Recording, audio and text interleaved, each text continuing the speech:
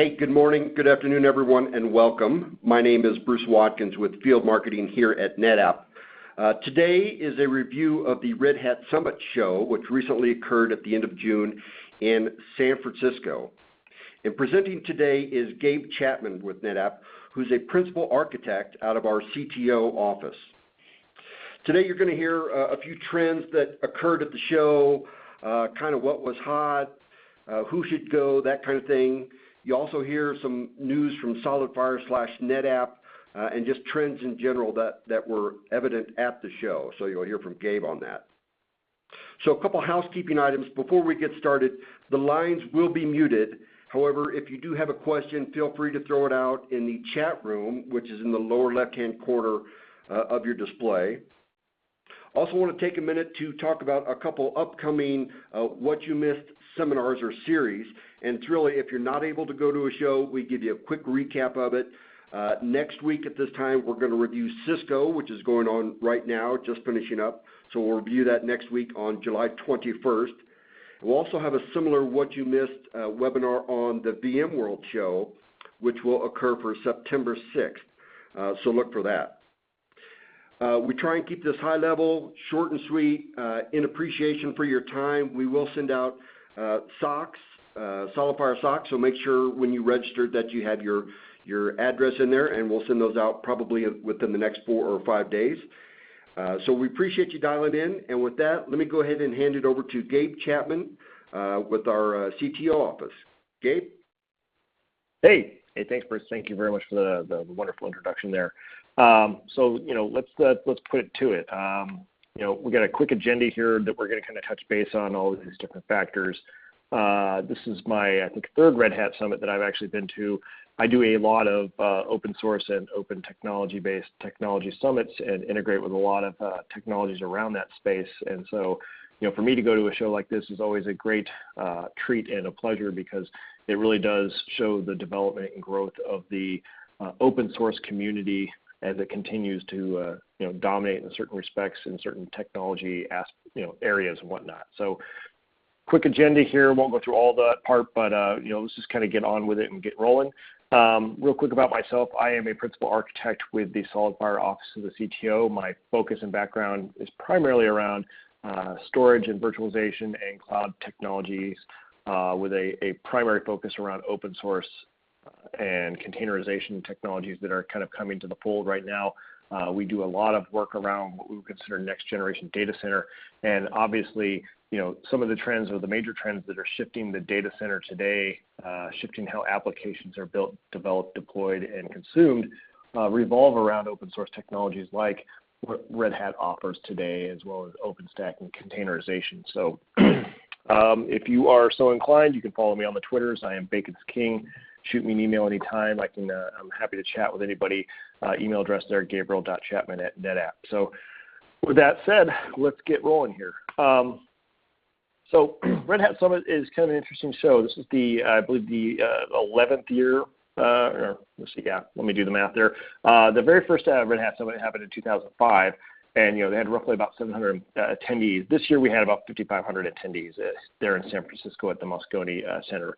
There's really roughly about 3 days of content there and 14 different disparate tracks that focus on anything from security to containerization to DevOps, mobility, Internet of Things. A good number of speakers, a good number of sessions, and a fairly robust and mature vendor support and vendor community that they come in, they all have some kind of story to tell around Red Hat and their integration with it. And, those vendors help support the open source ecosystem and support Red Hat and their messaging and their story. And, when we go back and we actually start to look at who attends this type of summit or who attends this type of conference, it is primarily based on the end users, the consumers of the technology. It's still a very technology or very engineer or system admin or architect focused type of technology. So you do see the traditional decision makers come to something like this to kind of get an understanding of where the direction that Red Hat is going in, the technology and focus. There's these partner meetings and integration meetings, and customers come to these events, and they all want to kind of find out, hey, what's on the the roadmap for the coming year. What is the direction that we want to take this technology into? And it's interesting is, and this bears out in my discussions with customers on a fairly daily or weekly basis, the type of industries that are showing up and really embracing the open source. Financial industries or financial service or fintech, very large consumers of open source technologies. You think about the JP Morgan Chases of the world, the number of engineers and technologists that are involved in an organization of that size and scale. For them, open source is a very key component because it allows them to kind of control their destiny. And then obviously consulting and government education, healthcare and telecommunications. That's kind of the breakout, in terms of, who the industries are that are really involved in this open source and, the Red Hat message and vision. And then, obviously on the left-hand side, you see, the type of people that are showing up to a show like this, very much focused on the people who are actually doing the work, designing the solutions and architecting the end result for those companies. Three kind of key takeaways that we really wanted to focus on, is that, in terms of Red Hat, a lot of things here, as the drumbeat was multiple updates to the Linux container portfolio, right? Movement around Openshift updates, movement around container focus and security specifically, because that tends to be a challenge still with the container ecosystem as it exists today. And I was just at the Docker Summit a couple weeks prior. They have very much paralleled that same message, but Red Hat has really announced a plethora of updates to its Linux container portfolio, proving how critical containers are to the company's future and business strategy. There have been additional updates around Openshift, their PaaS service that would be basically giving would-be end users more room to experiment before they commit to the Red Hat ecosystem or vision, as well as, the containers got a very good boost around security and as well as integration with storage points. And, obviously NetApp, we are a storage company.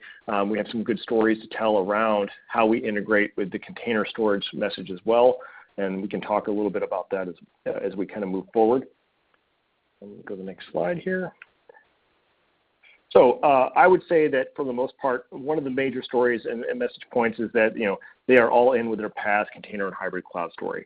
So if you look at the Red Hat OpenShift suite of products, and there's roughly 3 of those. You have Container Local, Shift Lab, and Enterprise. OpenShift is basically the company's platform as a service. It's been available in these 3 different form factors. Local provides a way for developers to kind of do this locally on their own laptops and deploy an application locally and integrate that and leverage it. The OpenShift Lab is for more of a team collaborative effort. So, you can get your dev team together and kind of, all right, here, single repository. Let's make sure that we have this focus here where code is up to date.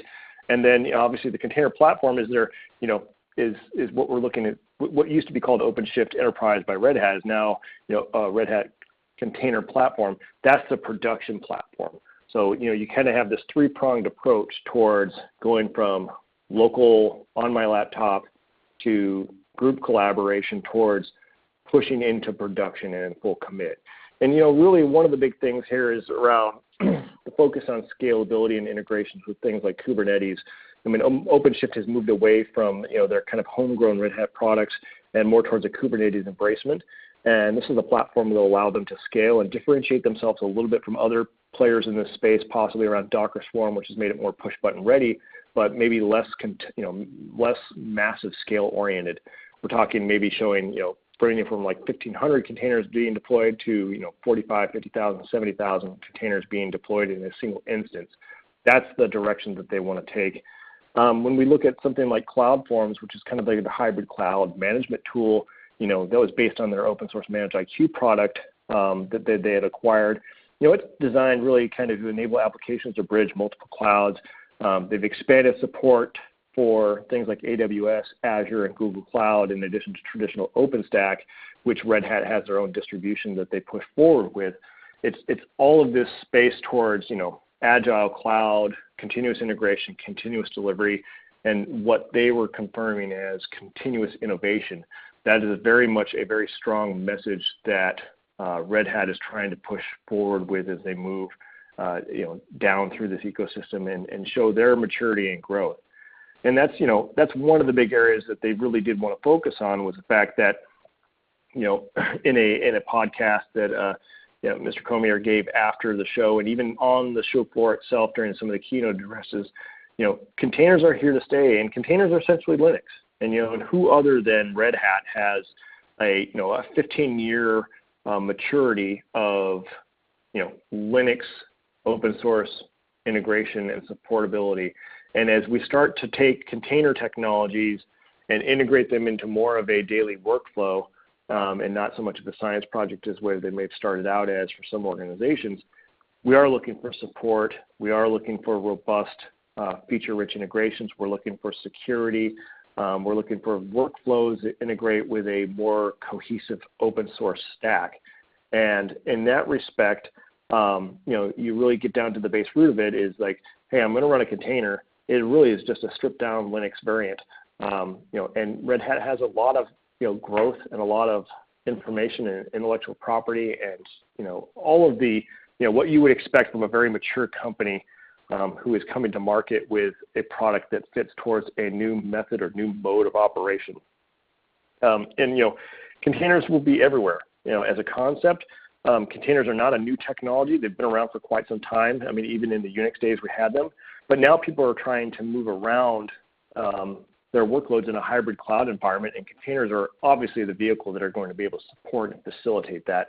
And you can see that a very strong theme throughout the entire show was what the Red Hat answer is going to be to some of the products out there like Docker and CoreOS and Swarm and some of the others, right?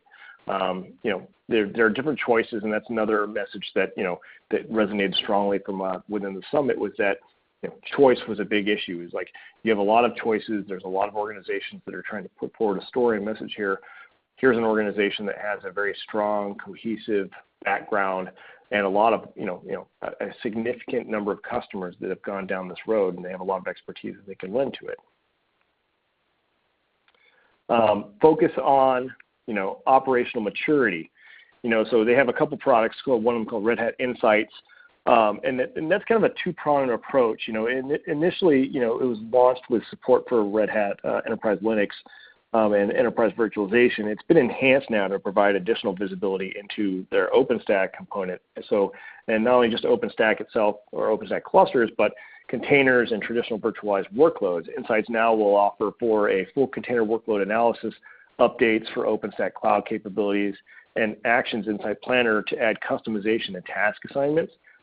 Action Planner is actually pretty awesome because it can enable teams to identify and assign remediation tasks individually or in groups. So, getting back to the maturity message and focus on operations and the things that IT organizations can, that really need to focus on in terms of how they're doing, continuous integration, but also operational efficiencies. We want to make sure that our jobs are simple, that the work we do is not, menial or monotonous and whatnot. And these kind of collaborative tools that will give us an approach to really have more visibility into upcoming features, allow users to test out functionality, give feedback, help shape the evolution of a product or an offering or a service that they're building, and give them the ability to switch between modes, enabling to kind of test out a new innovation without disrupting their existing platforms. All of that stuff goes towards the maturity model and maturity message that OpenStack has been pushing forward, as well as within Red Hat and how they address the ecosystem and their customers as a whole. It's really getting towards more of a, like I said, kind of a production-ready implementation instead of something that a customer has to go out and roll and build their own. There is an entire suite of products that are available out there that will allow the customer to kind of make and choose a decision. Where in the past, open source was all about, yes, I download the bits, I put them out there, I work on them myself. But that build versus buy discussion has been one that's kind of been a challenge for a lot of organizations out there. Do I go out and build the stuff? Do I dedicate my own time and effort and engineering staff to, facilitating and getting something up and running? Or do I just go out and buy it off the shelf? And in that respect, if I go back to my early days in IT when, Red Hat was kind of a new company in the late 90s, and they actually made it through the dot-com bust. I remember I basically bought Red Hat stock shares, I think at $125 at one point. But, we went through that entire space. But they actually, I think the validation for the Red Hat organization is that they weathered that big critical mass event that shook a lot of people out. And they've proven that open source is actually a viable go-to-market route and viability platform. to actually generate revenue. And Red Hat is at this point now where they're doing about $2 billion in annual revenue. And that's significant for a company that basically has a product that is essentially free in many respects. So that's one thing that we'd like to point out is that Red Hat, you can, open source and Red Hat technologies, you can actually leverage and make revenue with. So, like I said, an event like this kind of reinforces and shapes that decision-making process. This was a first for me. I've yet to be at a conference when somebody actually got married on the stage, but that actually happened. They called it, the power of participation was one of the ongoing themes here at the show. What they did happen at the show was interesting that, the Red Hat Executive Vice President Paul Cormier got up and he got a one-day marriage license to perform a ceremony with the Red Hat CEO, Jim Whitehurst, as the ring bearer. A couple from Texas, Shannon Montague and Matt Hargrave, they basically, they met. He's a Linux engineer over at GM Financial, and they really love Red Hat. And they said, hey, you know what? The quote that came out from this was, pushing a commit to GitHub isn't the same as committing to a life partner. There's no forking this project. I thought that was kind of funny, but it was actually kind of a neat, lighthearted thing that you would not normally expect to see at a big, large technology conference, an actual marriage taking place on the stage. And I think it kind of dovetailed into the spirit of open source and, it being an open community and very accepting to all kinds of, things that happen and take place. So got to see an actual marriage in real time, which was actually quite interesting. It was kind of fun to watch. There's a great video if you want to go check it out that kind of highlights the whole process there. So, not a whole lot. There's a lot going on in Red Hat. They've came out with a lot of innovations and a lot of product discussion around things that are happening. They obviously continue to build upon their long history of selling and supporting open source products into the technology infrastructure ecosystem. They've continued to build upon the products that they've released. They've identified key focal points and areas of maturity where they should be in a leadership position. And as such, the product portfolio updates reflected that. They are definitely not going to just kind of sit back on their laurels and kind of look at, and just, collect checks and whatnot. What they're doing is they're continuing to innovate and they're focusing on their core competencies that will allow them to stay competitive and remain relevant. And, they've been a great partner for us in terms of OpenStack, integration points on the Solidfire side and the NetApp side, because we have very strong partnerships around, converged infrastructure offerings, whether with FlexPod or within, one-off integration points with the NetApp FAS portfolio or Solidfire or E-Series technologies. So with that said, we actually have to pay the bills. So just a few words from our sponsor here, NetApp Solidfire. If you're not familiar with us, we are essentially a high-performance storage system for large-scale infrastructure. We basically provide block storage services for the enterprise and for service providers and for cloud and hosting computing companies. It is a scale-out based architecture. It's node-based. It's shared nothing distributed architecture. You start with essentially a 4-node cluster and scale from 4 to 100 nodes. From 35 terabytes to about 3.5 petabytes of effective capacity, and it's all flash based, so it's very highly performant. Each one of those nodes will do roughly about 50,000 IOPS of performance for each one of those. Combine 4 of them together to start with, and you're looking at 200,000 IOPS. And one of the key features here, or two differentiators that we really have, is the ability to scale the solution to meet the needs of the customer, but also a very powerful industry-leading quality of service, which is basically a guaranteed performance at the volume level, where we can set a min-max and burst performance guarantee based on the number of IOs that you want that volume to have. And therefore, we get rid of contention of resources at the storage layer. It is fully API-driven, and therefore it is made very well fit towards what we would consider cloud space, the container space, the maturity of what we would look at as next generation data center technologies, the ability to kind of go in there on day one and get production ready for something that we would normally download as an open source component and build and craft ourselves. And then even in more focused towards kind of a full stack solution, we're a great additional fit towards an open source implementation for something that may want to be a little more robust or designed around an engineered solution with a greater level of supportability.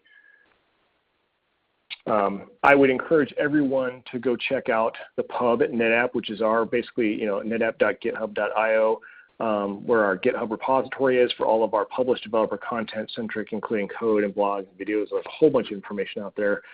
We did just release a NetApp-based Docker virtual plugin that will support all of the NetApp storage products on the back end natively inside a Docker container integration point.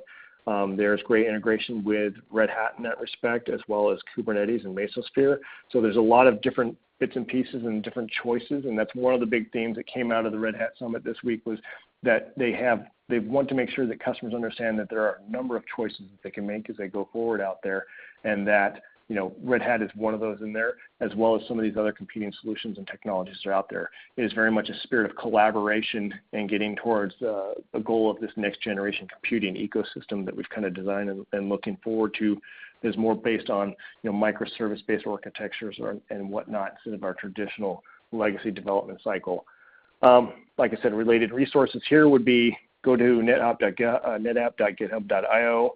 We have several blogs around containerization and virtualization on our Solidfire site as well. We have a couple upcoming events. So the Gartner Catalyst will be happening in San Diego towards the end of next month in August. I will actually be there presenting. Obviously, OpenStack Summit Barcelona is coming up in October. I will actually be there presenting at that as well. So if you get a chance to listen to this recording or this presentation and you want to talk about any of the things we just discussed, or talk about any of the Solidfire NetApp technology products, how they would integrate with inside your organization, please stop by and come see me. And with that, kept this one short and sweet. So hopefully you got some good information out of this one. And if you have any questions, like I said, email address, shoot us a note, or whatnot. Bruce, back to you. Great. Thank you, Gabe. Appreciate the review. I do see next year the Red Hat Summit is in Boston, May 2nd through May 5th. So if you get a chance, please feel free to check that out. If you're not able to go, again, for any of these kind of major shows, we'd love to give you a quick review just like today. Again, we've got some socks coming your way. We appreciate your time, and we will talk to you soon. Thanks so much.